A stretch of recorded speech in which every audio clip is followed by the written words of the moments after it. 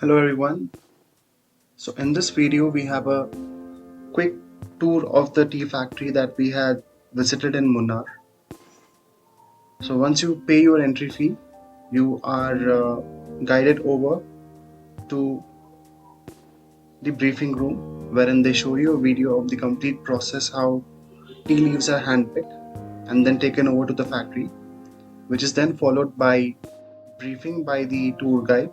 So he's going to explain you the different machinery that is present in the factory over there and the entire process from the point where the tea leaves are collected by the workers and the final destination in the tea packs.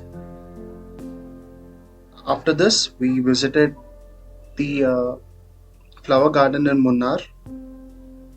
So if you're short on time, it's not really recommended. It's just that they've got a lot of flowers and they maintain them very well. So if you've got ample time on your tour, please do visit the flower garden. Else, it's not a must-see place to go. And finally, on our way back, when we were leaving Munnar, we visited a church, which was, we've not visited basically, we've stopped by and we saw this church. And we wanted to go in, but then as it was a Sunday and the mass was going on, we did not want to go and shoot and interrupt everyone.